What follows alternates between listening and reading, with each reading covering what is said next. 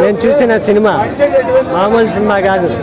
Hit 1 hit 2లో మీరు blood ఎక్కడ చూడలేదు. మామూలు బ్లడ్ కాదు, ఇది రక్తపాతమే. కాటైనమ్మ కొడుకు పుట్టాడన్న ఈ సినిమాలో జనాలని కాపాడడానికి, సైకో థ్రిల్లర్స్ నుంచి జనాలు కాపాడడానికి ఒక యోధుడు పుట్టాడన్న. ఇందులో మన ప్రవచనాల గురించి చాలా చాలా డీటెయిల్గా చెప్పాడన్న సినిమాలో. అయితే ఆపదలో ఉన్నవాడిని రక్షించడానికి ఒక యోధుడు పుడతాడు. ఆ యోధుడే అర్జున్ సర్కార్. అమాయక ప్రజల్ని పొట్టన పట్టుకునే వాళ్ళని రక్షించడానికి, వాళ్ళ సైకో థ్రిల్లర్ని నాశనం చేయడానికి ఒక యోధుడు రూపంలో వచ్చిందే అర్జున్ సర్కార్ అన్న. సినిమా అయితే నరకడం మొదలు పెడితే ఎవరైనా భయపడతారన్న, కానీ సినిమాలో నరకడం మొదలు పెడితే క్లాప్స్ కొడుతున్నారంటే చూడండి. ఈ climax, Rajamouli fight sequences, emotion travel ఎంతమందికి జనాలకు ఎక్కేసిందో ఆ విధమైన ఎక్కేసిందన్న సినిమాలో. అయితే సీనిది సెట్ అన్న, ఆ సెట్ అన్న ఎంటర్ అయిన 10 సినిమాలు ఇంత వైలెన్స్ సృష్టిస్తారు. KGF 1లో ఎంటర్ అయింది, KGF 2లో ఎంటర్ అయింది. వైలెంట్ ఫిలిం ఆఫ్ ద డెకేడ్గా నిలుచుకున్న ఆ 2 సీక్వెన్స్లో. మళ్ళీ హిట్ 3లో నాని సినిమాలో ఎంటర్ అయింది.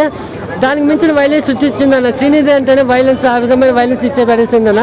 రొమాన్స్ కూడా చాలా బాగుంది. ఫైట్ సీక్వెన్సెస్తో పాటు యాక్షన్ థ్రిల్లర్తో పాటు సైకో థ్రిల్లర్తో పాటు వచ్చే గూస్ బంప్స్ తెప్పిస్తారన్న.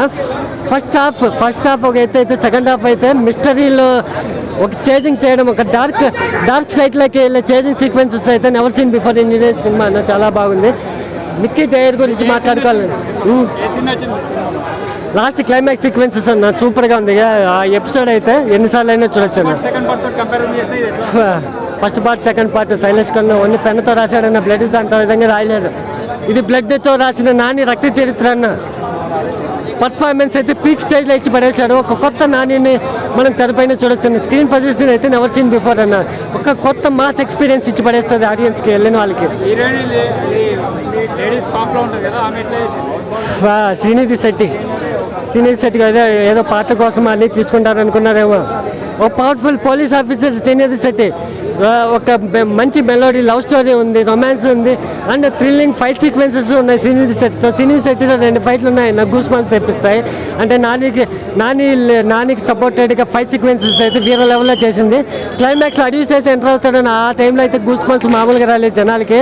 ఎంటర్ అయ్యి గణతో పెంచే కొద్దీ జనాలను అయితే థియేటర్లో చప్పట్లు కొట్టారని ఆ విధమైన ఉంది. క్లైమాక్స్ సీక్వెన్స్లో కార్తీ ఎంటర్ అవగానే మామూలుగా అనిపించలేదు.